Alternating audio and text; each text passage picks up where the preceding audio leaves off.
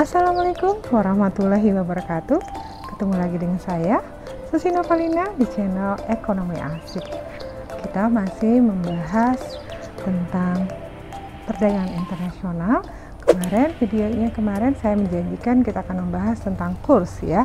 Nah, di sini materi kita akan membahas tentang kurs valuta asing. Kita memahami dan menghitung kurs valuta asing. Apa itu? Kurs adalah menunjukkan perbandingan nilai antar dua mata uang yang berbeda. Jadi kita harus mengenal dulu istilah ini ya. Sedangkan valuta asing adalah nilai mata uang negara lain. Nah, kita gabungkan kurs valuta asing jadi rasio atau perbandingan nilai antara mata uang asing yang dinyatakan atau ditukar dengan nilai mata uang dalam negeri. Sebelum kita akan menghitung valuta asingnya, kita harus memahami dulu jenis-jenis valuta asing. Kurs jual, kurs beli, dan kurs tengah. Nah, pemahaman tentang kurs ini kita lebih ambil peta konsepnya dulu ya. Kurs jual adalah harga yang diberikan oleh bank atau money changer kepada seseorang yang ingin membeli mata uang asing. Nah, di sini patokannya adalah pihak bank atau pihak money changer. Nah, harga yang diberikan oleh bank dengan kurs jual. Jadi patokannya kalau bank ingin menjual valuta asing kepada pihak lain, maka menggunakan kurs jual. Sedangkan kurs beli adalah harga yang diberikan oleh bank atau money changer kepada seseorang yang ingin membeli ya, bukan menjual.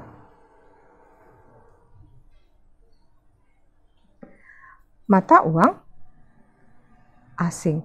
Jadi, kalau seandainya kita ingin membeli kurs valuta asing, maka kita akan mendapatkan kurs jual. Sedangkan kalau kita ingin menjual, berarti kita mendapatkan kurs beli.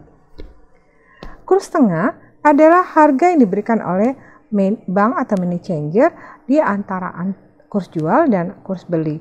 Berarti dijumlahkan dulu kurs jual beli, baru dibagi 2. Mari kita masuk ke contoh soal.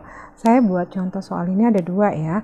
Yang pertama, ada Tuan Amir memiliki uang 120 juta.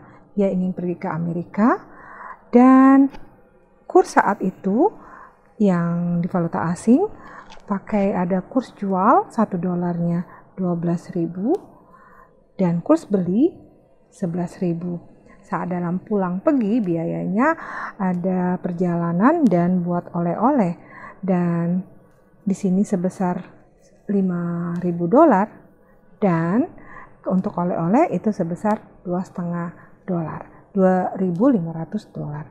Yang ditanyakan adalah berapa sisa uangnya dalam bentuk Indonesia karena Tuan Amir ingin pulang lagi ke Indonesia. Nah, di sini kita akan buat peta konsep dulu. Saya ingatkan lagi bahwa di sini adalah pihak bank atau pihak money changer patokannya. Jadi kalau valuta asing, bank ingin menjual valuta asing maka pakai kurs jual. Bank ingin membeli valuta asing mata uang asing ya, maka menggunakan kurs beli. Nah, uang lebih rendah, seperti Indonesia, dijadikan ke dolar, nilai rupiah kita lebih rendah dibandingkan dolar, maka ini kita bagi. Sedangkan uang yang lebih tinggi, contohnya dolar, mau dijadikan rupiah, maka kita kali. Itu peta konsepnya. Nah, di sini bertahap-tahap dulu. Pertama, saat dia dalam perjalanan ke Amerika, tentu dia akan menukarkan uangnya ke bank atau money changer. Tuan Amir di sini nukarkan dalam bentuk Amerika, maka dia menggunakan kurs jual. Kenapa? Ingat, bank menjual valuta asing. Valuta asingnya adalah kurs si dolar. Ya, maka menggunakan kurs jual. Nah, terus rupiah mau dijadikan dolar tadi kita bagi.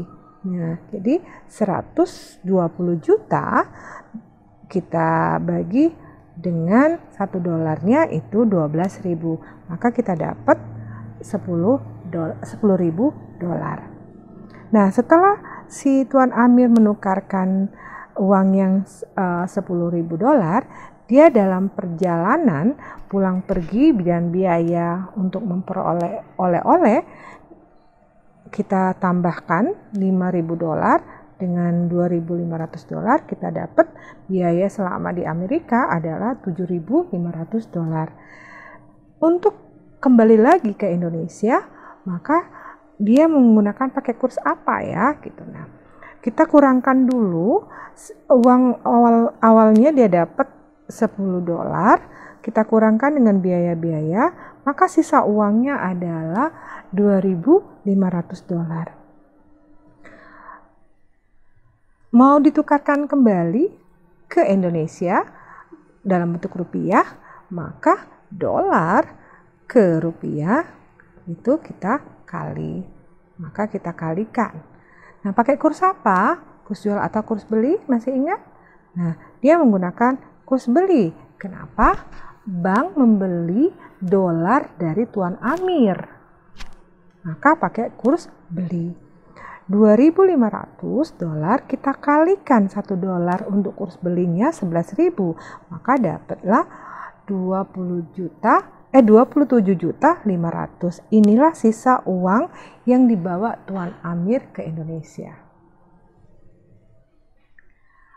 Untuk lebih paham lagi, kita masuk contoh ke soal 2. Ada turis asing sering menukar mata uangnya ke dalam rupiah. Jadi mata uang asing, valuta asing ke rupiahnya. Dan ada lagi dia ingin menukarkannya dalam bentuk 4.000 dolar ke bank ya. Pada saat yang sama, ada orang Indonesia ingin menukarkan dari rupiah ke dolar dengan harga yang sama, 4.000 dolar. Nah, di sini soalnya pada saat itu kurs dengan hari yang sama ya, 1 dolarnya kurs jualnya 9.680 dan kurs belinya 9.430. Nah, pertanyaannya, berapa keuntungan bank dari transaksi kedua tadi ya, jual beli yang 4 dolar tadi? Ada yang membeli, ada yang menjualnya. Kita bahas satu persatu. Dari mulai turis asing tadi. Turis asing yang mempunyai dolar dan dijadikannya ke rupiah. Jadi kalau dolar dijadikan rupiah, uang kita lebih rendah kan, uang dolar lebih tinggi, maka kita kalikan. Pakai kurs apa? Pakai kurs. Nah, di sini bank membeli dolar dari turis asing, maka dia menggunakan kurs beli. Nah, oh ya, saya lupa ya, dari tadi saya tidak menjelaskan kok kurs jual dengan kurs beli selisihnya lebih besar kurs jual ya. Nah, disinilah selisih kurs itu merupakan keuntungan dari bank atau money changer-nya dari saat jual beli valuta asing ya.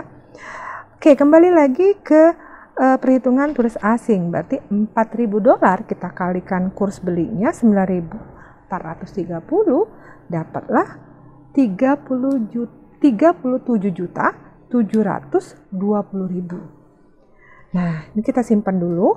Terus kita proses lagi yang kedua. Ini yang pertama turisnya, yang kedua adalah orang asing Indonesia. Orang Indonesia dia pengen 4.000 dolar.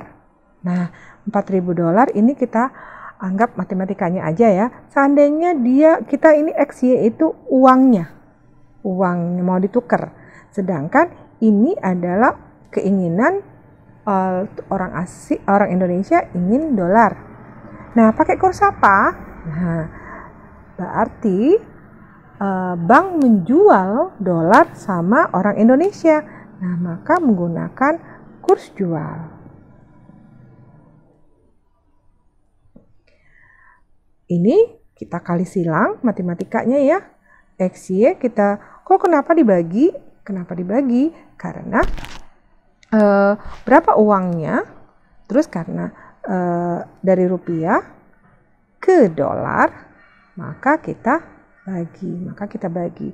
Ini uang yang dimilikinya belum diketahui, kita pengen tahu berapa, dibagi dengan kursnya, terus dapatlah dia $4.000. Kita kalikan matematikanya, kali ini XY, kita kalikan $4.000 dengan $1 tadi 9.680, dapatlah 38.720.000. Artinya untuk mendapatkan uang dolar sebesar 4.000, maka orang Indonesia harus mengeluarkan uang rupiah dalam bentuk rupiah 38.720.000.